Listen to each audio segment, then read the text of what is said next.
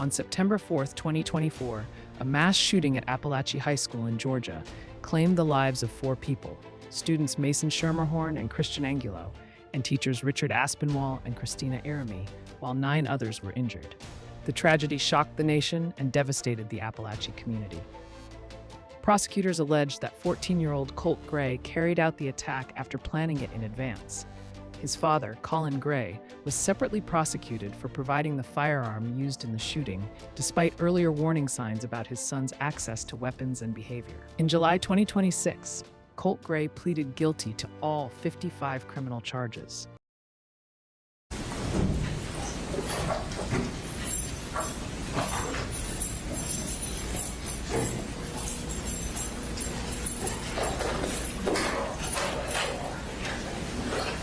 All present, Mr. Allen. This judge, I'd like to call Barrow to the stand.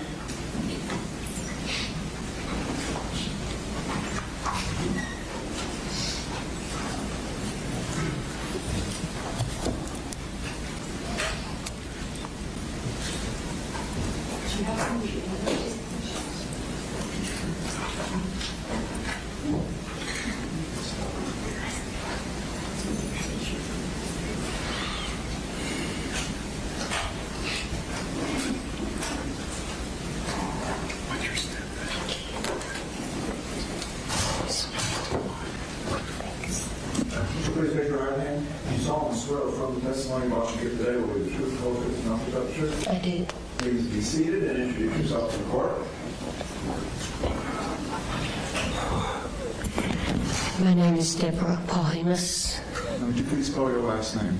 Polhamus. What relationship are you to Colt Gray? I'm Colt's grandmother, maternal grandmother. From the time that Colt was born, have you been involved in his life? From the day he came out, yeah. And how much have you had access to him over the past several years? It was you. Describe that. They rarely visited me, except during the pandemic. They stayed with me a lot then, but I was up there every month for their life, all their life. Where were you living at that time? I was living in Fitzgerald, Georgia. So where is that? It's about 4 hours south of here. Okay.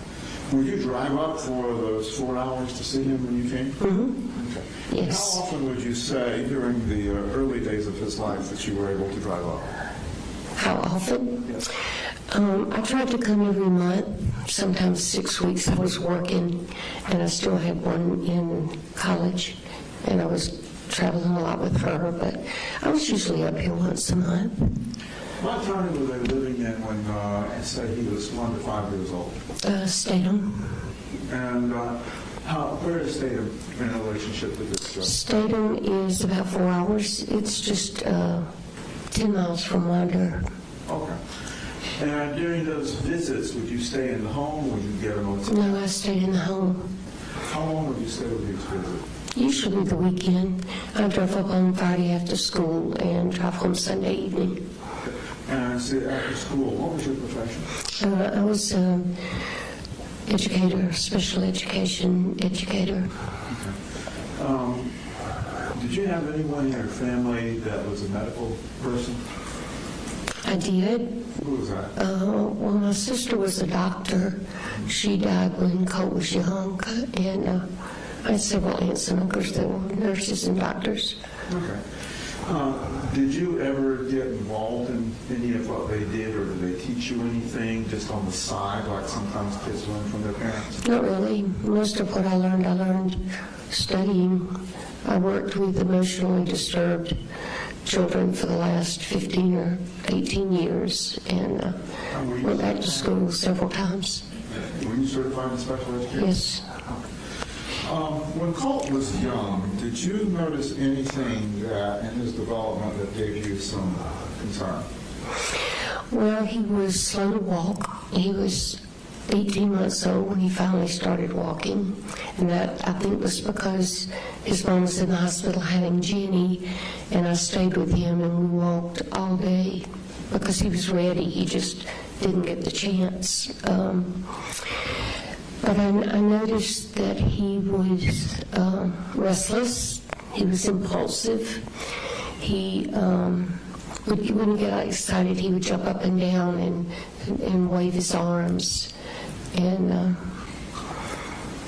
but, that was it. Was he exposed to daycare in those days? Yes. Do you know anything about his interaction in the daycare? Well, the first daycare he was in was when he was very young. And then Marcy took him out at 6 months because Coley lost his job and Marcy was working and they couldn't afford daycare. I offered to pay for it, but Marcy said no. If Coley was going to be at home, he could take care of him.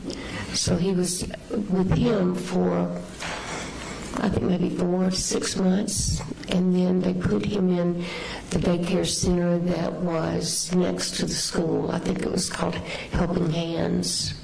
And how old was Colt at that time? Colt was 2.5 by then, maybe. And that's where he was until he started school. And when he started school, do you remember which school system he started in? He was in Statham, in Clark County. How long was he in that school system? He was in Statham until the 4th grade, same school.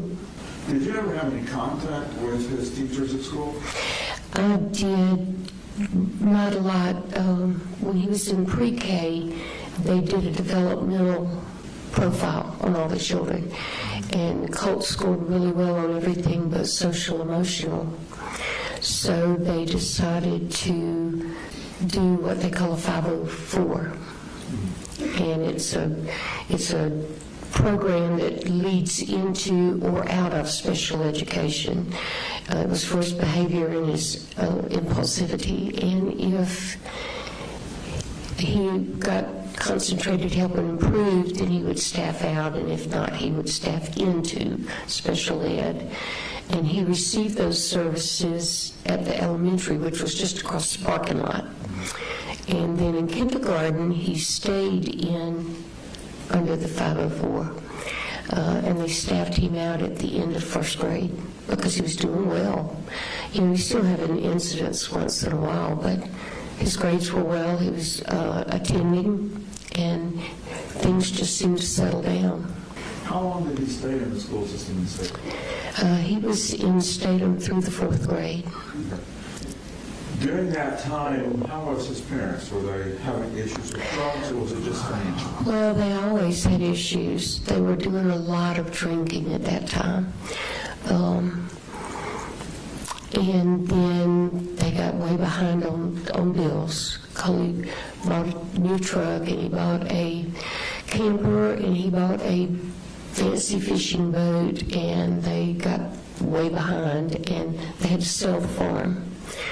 And that was the real beginning of the downfall. And how old was Colt when that happened? He was 4th grade. So 4th grade, would that be 8 or 9? Okay. Yeah. And did you notice at that time any impacts on Colt when that happened? Well, he was miserable. I mean, they all were, They got yanked out of their school, they got yanked out of their home, the only place they ever lived, and they moved to Gainesville and rented a house. Coley was working, Marcy wasn't. Marcy was deteriorating, and they didn't go to school for a long time, and then she finally got them enrolled, and Colt and Jenny both seemed to really like their school there, but they were only there for a few months. They got evicted. And then they went to Jefferson, and they lived there for a while, and things were about the same. I think by that time Marcy had started on some drugs, and they got evicted from that house, and then the pandemic hit, and they came to Fitzgerald. And Colt would have been about 10 years old during the pandemic? When they were down in Fitzgerald, did you notice anything about Colt and his relationship with his parents? Well, Marcy got a job. Colt and Jenny stayed with me most of the time because I was doing school with them. Jenny spent the night a lot. Colt would go home. They moved all of their stuff into a 1,500 square foot house, and you couldn't walk in the front door, and it was all turned upside down. And they were just miserable. They didn't have anywhere to play. They couldn't nowhere to sit down and watch TV. So they stayed with me most of the time. And how was Colt's social interaction at that time? He didn't have any. During the pandemic, they were staying with me. I took them swimming and things like that, but they didn't really have any contact with other kids. I got them in school, and I would take them, in the beginning, Coley would take them. Coley didn't work. He never did get a job during that time, and so he would take them to school and pick them up. We got Colt signed up for football, and he played football and had a really good time doing that. And Jenny was playing soccer. And then after DFACS got involved, Coley was not actually named on the initial report. It was just Marcy. So Coley got mad and just decided he was going to move them back up to Atlanta because he didn't want to have to deal with DFACS. So that, and I'm incorrect. They moved to my house before Jefferson because when they moved back up, that was when they moved to Jefferson. And was that the 2021 case we heard about earlier today? Is that what? The 2021 case that we heard about earlier today? Yeah. Mm-hmm. Well, what do you remember about Colt and the incidents around that case? Well, we reported them to DFACS because my other daughter did. I couldn't bring myself to do it. But she reported them to DFACS because they were just completely dysfunctional. Chloe was spending all day in the bed. Marcy was trying to drive and work, and she was on stuff, and he was on stuff. And I'd go over, and the kids didn't have anything to eat. And Marcy got mad one day and slapped Colt for a couple of times. And so we just decided to report him and see if we couldn't get some help. We couldn't get anything done. And DFACS was involved for several months, and then Coley packed him up and moved him back to Jefferson. And at that time, was there any discussion about you possibly becoming a guardian for the kids? No, Coley wouldn't talk about it. I had talked to Marcy several times about taking the kids, or particularly Colt, because Colt was the one who seemed to be having the most difficulty living in the house with his daddy and his mother. And she said that Coley would never let me have him, and that there was no point even trying. That we didn't have enough proof to convince the courts that he was being emotionally, physically, mentally abused, neglected, whatever. So, and she said that she was afraid that if I tried to take him, he would kill him, or her, or me, or somebody. So they moved up to Jefferson. Did you see any of the abuse between Coley and Colt that you were describing? No, Colt never shared much of it with me. I think he knew I would worry, so he never said much. I did see, there was one incident when they were living in Jefferson where Colt and Coley were arguing, and I told Colt to go to his room. I said, just go to your room, shut the door. And the next thing I knew, Coley had gone up there and gone in the room and was yelling and screaming at him. So Marcy went up there and stopped it, but I never really saw him hit Colt. Little Coley used to tell me about it all the time, but I never saw it.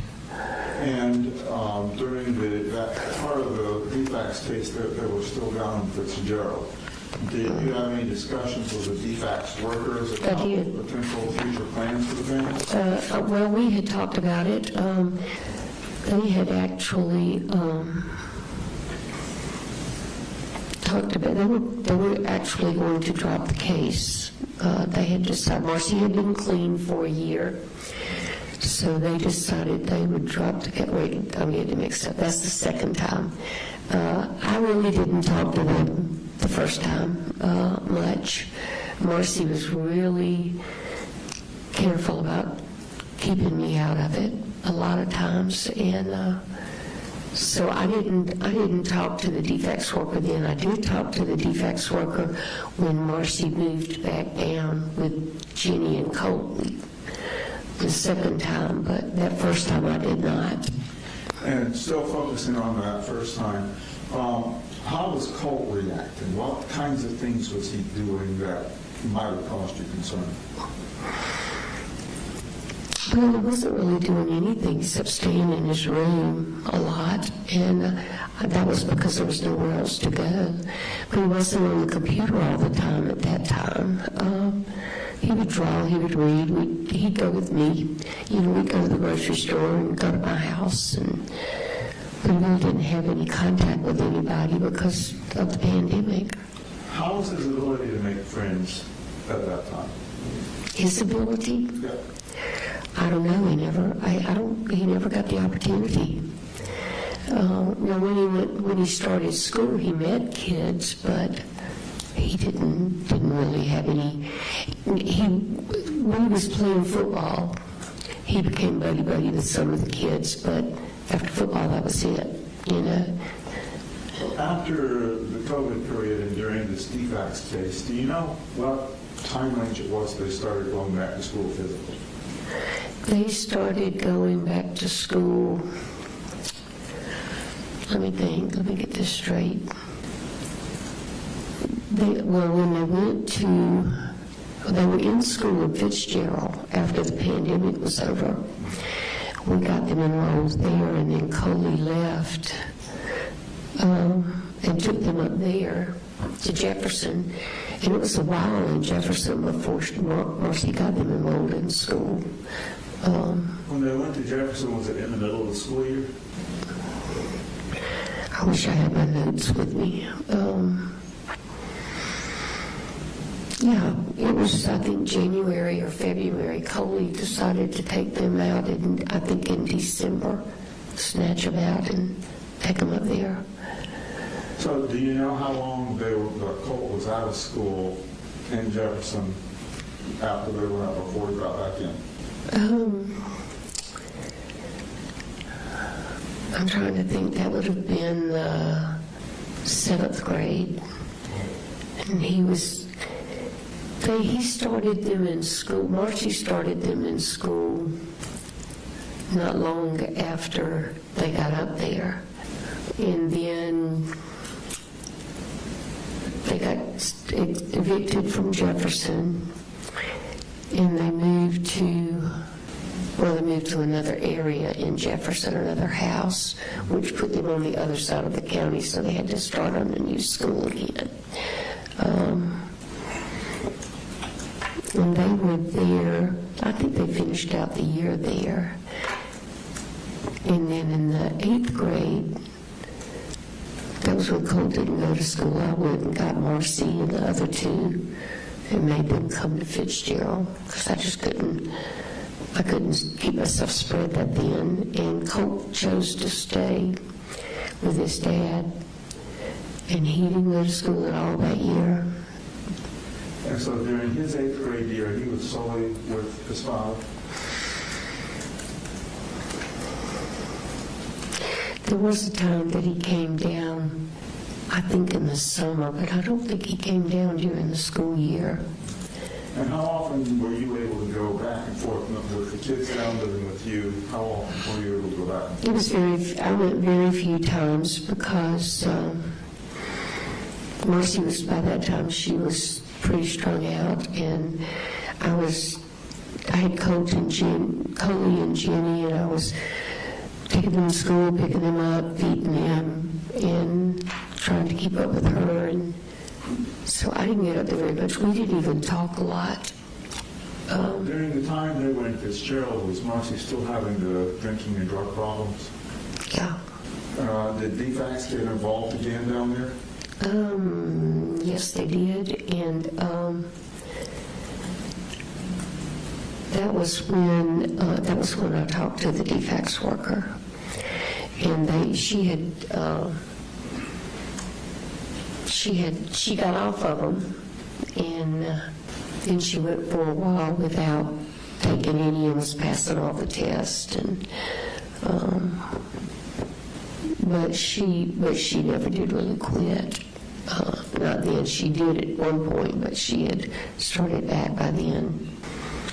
And was that the time that Colin took all the kids again and moved back up because defects gave him custody? Yeah, that was when the incident happened with Marcy and me. And I called defects. Marcy told me that defects had decided to drop her case because she had been a year drug-free. And I called the defects worker and told her that Charlie and I were going to Virginia for a week, and that the kids were going to be staying with their mom, and that I needed to know if they would stop by and do a checkup just for me. And they said sure, and of course they stopped by, and she tested positive for 3 or 4 different things. And I was still in Virginia, so that was when they called Coley. They had to leave her with somebody, and they couldn't leave her with me, so they called Coley, and he came and got him. And just to clarify for the court, who is Charlie? Charlie's my husband. Okay. And all this time the kids are back and forth in your home, Charlie's there too? Mm-hmm. Mm-hmm. How much conversation or interaction did you have with Colt during the time the kids were down there and he was up with his dad? Not a lot. Not a lot. I went up, I think, maybe once or twice, and we talked on the phone some. But Coley was real good about changing his, I shouldn't say that. But little Colt, the last time I was up there visiting when the kids were with their daddy, little Coley kept begging me to stay. And I told him, I said, I'll come back. I'll be back in a week or 2. And he said, Mimi, my daddy's always so much nicer to Colt when you're here. And I sat down with him and I said, well, what does your daddy do?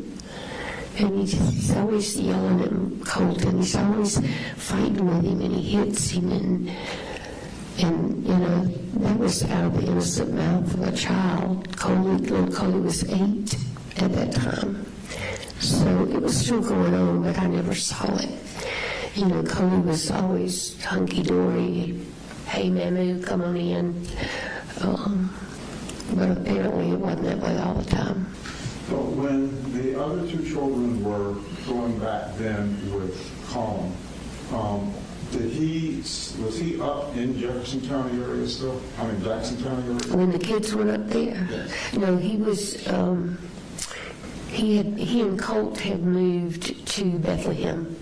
Okay. While I had Marcy and the kids, Coley told me that he wanted to try to find a place that was less expensive because he only had his income, and so he found the house on Harrison Mill Road in Lander, and they moved there. And when the kids came up, that's where they all stayed. And when they moved to Bethlehem, did that cause a disruption for Colt's school? It caused a disruption for Colt because, he made the comment to me that he loved Jenny and Coley, but it was always so much more chaotic when they were there. You know, apparently he and his dad had kind of settled into a groove, and he was afraid it was going to get turned upside down. But by that time, Colt was spending a lot of time on his computer, obviously, and I just didn't realize it. But you know, when he come out of his room and we'd sit and talk, it was just like Colt, you know, in the beginning. What, if anything, did you notice, or what event happened that made you start worrying about Colt specifically with his development and mental health?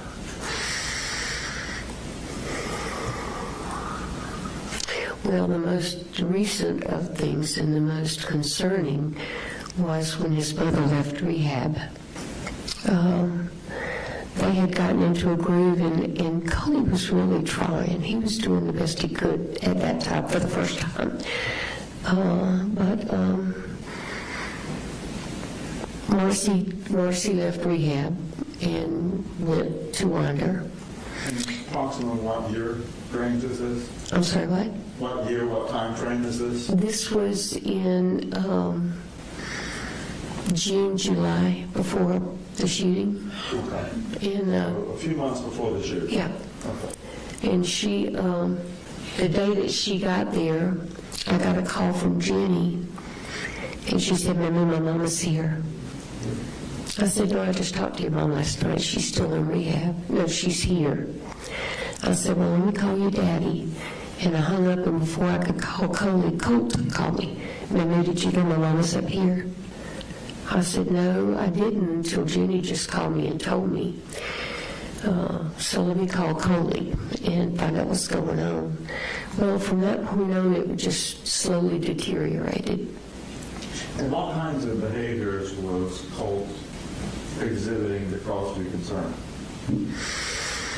He was much more anxious, much more verbally abusive and hostile.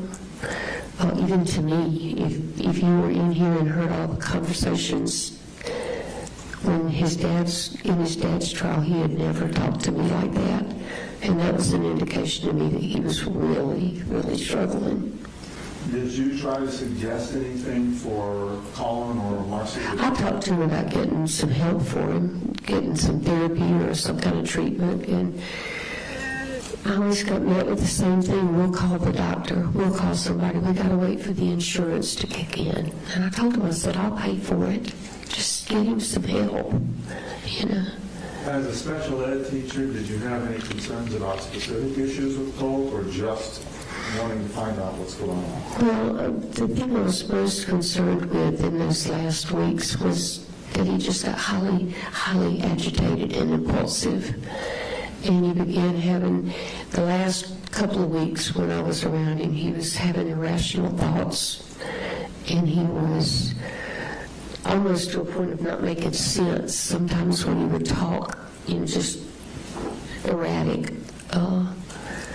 What did you know about the gun that Colt had? I knew that his daddy bought it for him for Christmas. Cole told me that he got it because Colt seemed interested and he really wanted to find something that they could do together. From the time Colt was little, Coley talked about taking him hunting, Of course, he bought the gun and they went hunting once. That was kind of the way things happened. But I didn't know that much about the gun itself. I knew it was an AR something, but that didn't mean anything to me. I knew it wasn't a handgun. Did you ever see it directly in Colt's possession? I did. He came in the kitchen and showed it to me when I got up there at Christmas. And then once when I was in his bedroom, he had it in there and he showed it to me and talked about how you load it and how you shoot it. Did that cause you any concern that he had the gun in his bedroom? Honestly, it didn't at first because my daughter had BB guns and she kept them in her room. I mean, we never had real guns, but Coley kept guns all over the house until Marcy sold them all. When they lived at the farm, he probably had 20 or 30 guns. And some of them were locked up, but most of them were just sitting in the corners. My daughter always told me it's a miracle I didn't get run over by a train. I'm so oblivious to things, but Colt didn't walk around with it all the time. It was just in the corner of his room, and I just honestly didn't think anything about it. And then in the June event that you were referring to in 2024, did anything come up that made you concerned that he had access to a weapon based on his increasing aggression and anxiety? No, I asked him one day if he kept a dinner all the time, and he said some of the time, and then he told me that he had asked his dad to put it up for him. And then the last time I was up there, he came in and said, I told my dad I wanted him to lock my gun up. This was when I fell and broke my hand the week before the shooting. And I just figured that Coley did. Oh. And did Colt's behaviors ever rise to such an extent that you attempted to get some kind of appointments in place for them to... Yeah. No. Colt had a really bad panic attack at school. And the counselor called his dad, and his dad told him he couldn't come and get him, he was at work. So she called me and asked me if I would just talk to him. So I did, and calmed him down some. And I told him, I said, even if I leave right now, I can't be up there before school's out. You're going to have to stay there. So just stay in the counselor's office and sit down and do some deep breathing, and I'll be up there in the morning. I'll come up in the morning. So I got in the car the next morning and drove up there. He called me when he got home from school to let me know he made it home okay on the bus. And I went up the next morning, and Colt was at home. And I asked him how he was feeling. He said he was feeling better. And I told him that I was going to the school, and I went to the school to meet with the counselor. And I told him, I said, I don't have an appointment, but I really, really need to speak with the counselor. So she did see me, and we talked about what my concerns were, that I just had this feeling that Colt was going down a rabbit hole or something. And she said that they had just started using a certified therapist with some of the students, and that if I could get Coley to fill out the paperwork, she could start seeing Colt. So she emailed the paperwork to Coley, and he did fill it out and emailed it back. That was on Wednesday. No, that was Thursday. And she told me that she would be at the school the next Thursday, and she could see him then. So then I left there and called the behavioral center in Athens, and I told him what the situation was, that I was very concerned that Colt was just really, really struggling, and wanted to know what I needed to do to get him in. And she said that we could just walk in, fill out all the paperwork, and they would keep him. And they would keep him for several days if they needed to find out what was going on. And I asked her about insurance. I said, if he doesn't have insurance, can I pay for it? And she said, are you his parent? And I said, no. And she said, well, if you're not his parent, we can't take him. We have to have a parent. And I said, well, I don't know if I can get his dad to bring him. He's got real crazy about getting him to somewhere. And she said, well, if you bring him on Saturday, we don't have very many patients on Saturday, and most people don't even know we're open. We'll be ready, and you can bring him and fill out the stuff.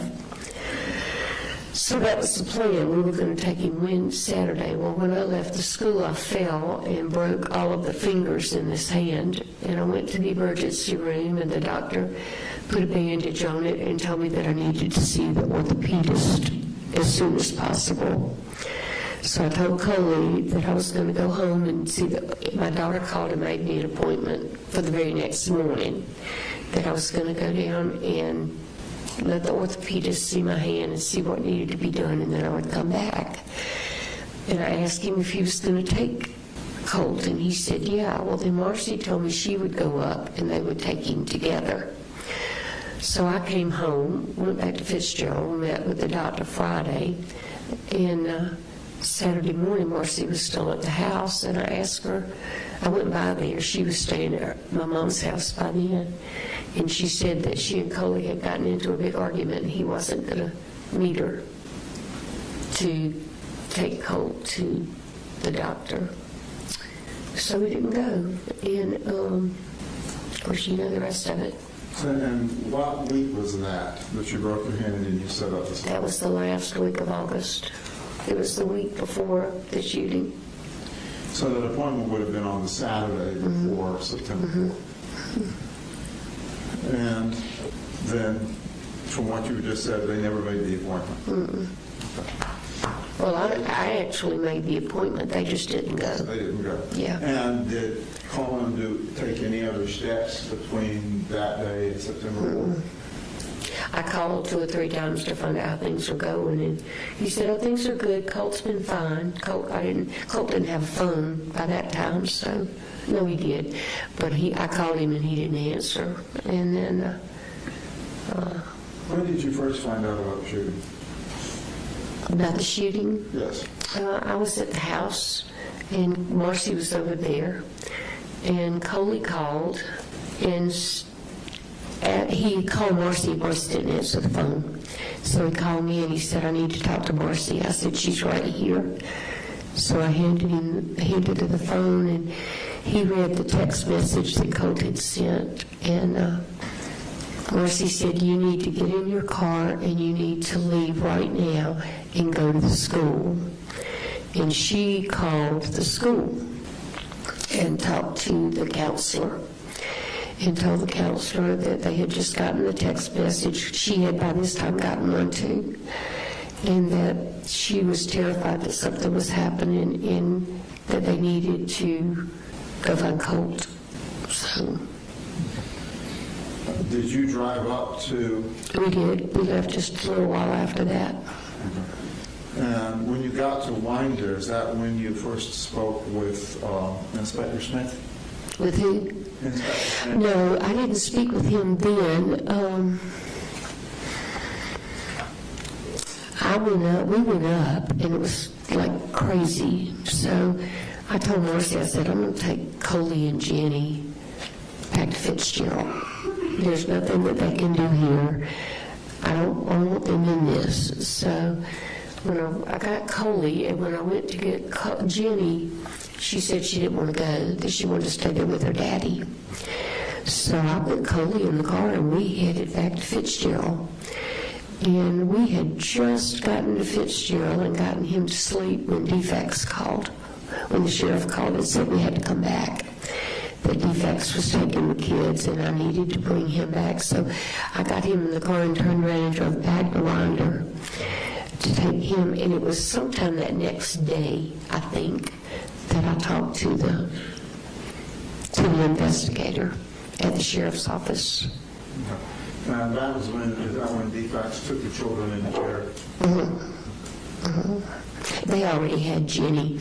They had taken Jenny when Coley went in to do his interview, and they took Colt. They were waiting for me. I got back up there about 3 o'clock in the morning, and they were waiting for me at the sheriff's office.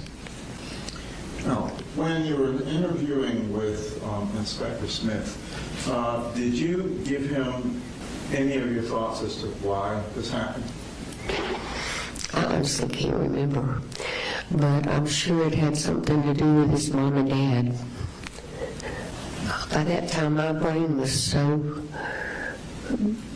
fried. I honestly don't remember a lot of what we talked about in that interview.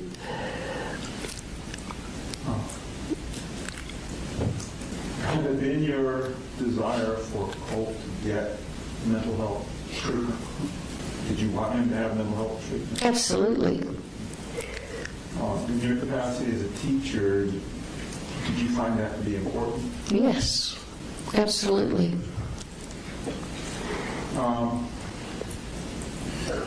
At this point, nothing we can do to change the truth. But given your experience and you're living with Colt, do you feel like long-term, if he gets treatment, he could be a productive person? Absolutely. I know that's hard for a lot of people to believe, but the Colt that I knew and the Colt that I know now is not the Colt that did all of this. His mind was so distorted and just discorded that he had convinced himself that this was the way for him to go because he could be somebody. All he ever wanted was to have a friend. All he ever wanted was to be included and loved. I found a note in his room I found this before the sheriffs got there. We went to the house after it was all over, and I had taken Coley, and I told Marcy, I said, I'd like to go and maybe get a few of the pictures and things. I don't know what we'll have access to. And then I found a note in he had a little book that he kept on the fireplace that he made notes in. And then there was a new one that was in there, and it said, why can't somebody just love me? And that's the way Colt felt. You still have contact with him now, right? Every week. And you visited him, in person? Every week. You had phone calls with him? How has he changed from the time he was first incarcerated to now? From when? From the time he was first incarcerated? He's so much better. Colt was in desperate need of routine. Structure, he never had it, ever, except at my house. The first time we ate dinner in the pandemic, he said, Mama, can we please eat at the table? We never eat together at our house. That was all he ever wanted, and now he's got structure. And he's on medication, and it's helping him sleep. I called Dr. Friedman one day while he was at his first facility. Colt was still talking about hearing voices, and I said, well, do you know which voices you're hearing? He said, it's mostly my daddy. And I called Dr. Friedman, and I said, Colt has been tormented by his parents and his daddy all his life. I don't want him tormented the rest of his life. You need to do something to help him with these voices. And he did. He put him on medication, and it really helped. And now they put him on something to help him sleep, and he's thriving. He's getting a lot of therapy at the new facility, and he's got a little more space, and he's more like the Colt that I saw growing up than he has been in 7 years. Is he active in school? Education program? Has he listed to you some of the things that he wants to do at this facility? Well, not necessarily at this one, because he won't be here that much longer, but when he gets moved to a long-term facility, first thing he wants to do is go back to school. He wants to go to school and study. He's been doing a lot of reading, and he's starting to work on his GED. And he's been we've been talking a lot about mediation. The group that he's with, sometimes kids will get into arguments. And one day he told me that two of the kids were arguing, and he said, I just kind of got between them and tried to talk them down. And I said, well, that's called mediation. Maybe that's where you need to look. You could become a mediator as much as you needed help. Now you can give it to somebody else. Have you been in contact with the administrative folks at the YDCs? Yes. And have any of them indicated to you that he has behavior issues that disrupt other or towards other people? The first facility, the only thing I heard was when they shared with me that he just was really restless and seemed agitated some. The therapist that he had there was really good at working with him, but he left, and then when they started him on medicine, he got even better. I actually had a conversation with one of the counselors from his new facility the other day. He called just to check in, and said that Colt was doing really well, that he's doing well in school. He abides by the rules, and that's all he ever needed was to know, this is what you need to do, and he'd do it, but... Well, this court is going to make a decision on what to do next. Do you have a request of the court as to what you would like for them to decide? Well, obviously, Colt pled guilty because he did it. You know, there's no denying that. He's accepted that responsibility. We've talked at length about remorse, how bad he feels about it, and how he wishes he could change things, but he can't. I would like, obviously, as his grandmother, and knowing what a great person he was before the trauma and since, I'd like to see him have a chance at some point to prove himself, to mediate, to do something productive. And I told him, I said, if you don't get out of prison, you can do it there. But if you do, you need to make sure you're ready to shine and show people that you are worthy. Seek forgiveness and go on. Thank you. That's all I have, Judge. Cross.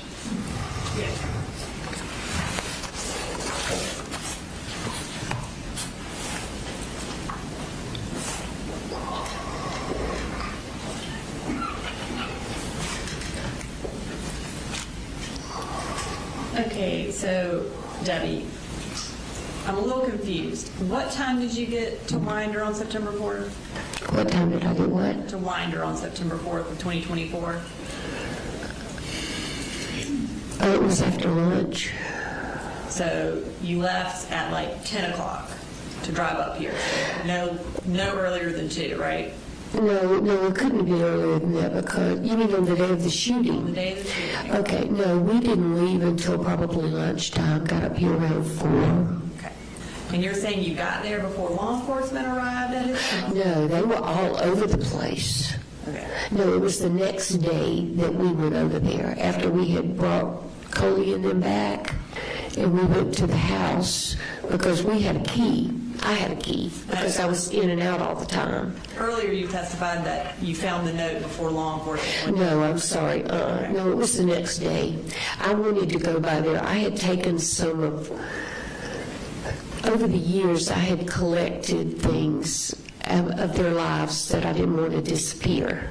You know, pictures, drawings that they had done, toys, Christmas ornaments.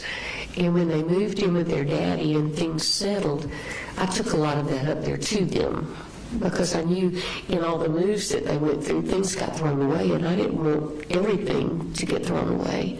So when we took Coley and to DFACS, we had gotten a hotel room, and the next day before we left to go home, I told Marcy I wanted to ride by and see about getting some of that stuff. I said, because I didn't know what was going to happen to the stuff in the house. I figured that we would at some point in time have to pack everything up if Coley wound up going to prison, but I didn't know. So that was when I found the note. And where was this note? It was on the fireplace. The fireplace that law enforcement went over that entire house with a fine-tooth comb for a day. And saying law enforcement didn't find this note, but you did. Oh, I don't know about that. Where is the note? Did you give it to law enforcement? No, it's at my house. You didn't think that would be important to give to your attorney or his attorney? Well, no, I mean, you know, I could bring it back to you if you want it. No, But- I just would have assumed you would have brought it since. Well, it wasn't something that I intended to bring up because I just figured it was going to be question and answer. What did you do? What did you not do? But since I got into the story form and I found that note, you know, I mean, Okay. I guess that's just one more mistake I made in the whole situation. I didn't think it was something that mattered to anybody but me. Well, you're here asking for the judge to give your grandson some remorse, or not remorse, but give him the benefit of the doubt and give him a chance to get out. And you want to present evidence to this court about why you think you should get out, and you obviously thought that was important. I did think it was important, but not about him getting out. It was just important to me because that's the way he'd always felt. Nobody loves me. Why can't somebody love me? And you've paid for his defense attorney, correct? I did. And you've paid for his psychologist, correct? I did. And You believe his parents failed him, right? Yes. You believe part of the reason we're here today is because Marcy and Colin were terrible parents, right? I wouldn't call them terrible, but they're pretty close. Okay. I mean, that might not be the word I'd use, but And yeah. you want to make sure that you can do everything you can to give Colt a chance today. Because you believe you also made mistakes, right? Because what? You believe you also made mistakes in this whole situation, right? Well, I'm probably the most guilty of all in this situation because I was the one who could have done something and didn't. Because I was vulnerable enough to listen to my daughter say, you can't take my son, my husband won't let you. But at the end of the day, Colt is also responsible for Absolutely. his actions, right? Absolutely. And you've been in here this whole time during the sentencing. You've listened to everything that the state has presented, correct? And one of the things that we presented was a jail phone call between Colt and Marcy, and you were present for that on December 5th. Most of the calls that they took, I wasn't even in the room. Marcy was staying with us at that time. Marcy was staying with y'all, and she would talk to Colt. Mm-hmm. You would also drive her up to see Colt, right? Because she didn't have a license at that time. And on one of these calls from December 5th of 2024, you're in the room when they're talking about watching documentaries of mass shooters, correct? And Colt actually wanted you to watch some documentaries. And you did. And he wanted to know if you saw some similarities between him and James Holmes, right? Okay. And you watched it, and you said you saw some, but not a ton, right? Yeah. And you did that because he wanted you to watch it, right? Well, he asked me to watch them, but the main reason I watched them was because I wanted to see what it was about the shootings that was so intriguing to him.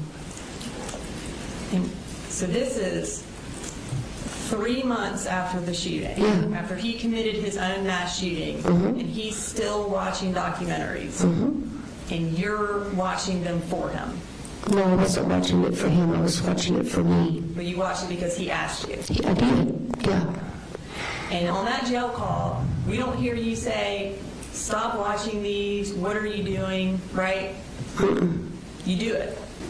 You don't call his counselor, you don't call DFACS and say, hey, Colt's still watching documentaries, he needs to get some help, right? You didn't do any of that? No. Okay. But I didn't realize he was still watching them. I thought they were documentaries he had watched before. I didn't know that he had access to any. Once he went to YDC, he didn't have access to anything. But you know he's still talking about it and Yeah. you're still interested in it. Yeah. And you actually watched it, like you just said, because you wanted to see why he's so interested in these things. Asked and answered. And you do stuff for Colt because you don't want him to get mad at you, right? You want to placate him. I want to what? Placate him. You want to do what he says so he doesn't get mad at you. No. I tried to help Colt because nobody else was helping him. But he got mad at me when he was 3 years old. But that was okay. And kind of as you were leading up, as we're getting closer to the shooting back in August and September, he was getting mad at you a lot. Sure. Okay.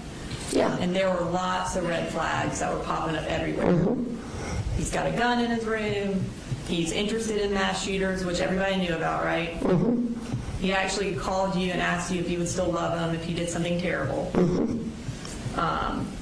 You specifically told Colin you need to get him treatment, right? And he's having anxiety attacks, right? But you never thought that he would ever do something like this, right? And you admitted, you said your daughter calls you oblivious. You're kind of oblivious to things, right? And you're oblivious to Colt's red flags, essentially, right? And you were in here listening to all those phone calls where Colt and your daughter are talking about what a popular mass shooter he is. Yeah, And that was really hard for you, it was. It was devastating. because you never would have thought that your grandson, your favorite, would ever have been excited about being a popular mass shooter, right? Never in a million years would have thought that. Never. And you also don't know that if given the chance, he wouldn't do this again to get more notoriety, right? You No, can't say that. No, I can't. Absolutely not. There's no way anybody could say that. And you also know, and you said it, that the best place for him is in custody, because that's where he has the most structure and that's where he thrives, right? And that's where he should stay, right? No. Nothing further. Any redirect? No, Your Honor. All right, thank you. Come down. That's my last witness, Your Honor. All right. Your client has a right to make a statement if he wants to. I don't know if you've discussed that today or... We're not making a statement, Judge. All right. You all ready for closings, or do you need a break? I'd like a restroom break. All right. Take 10 minutes.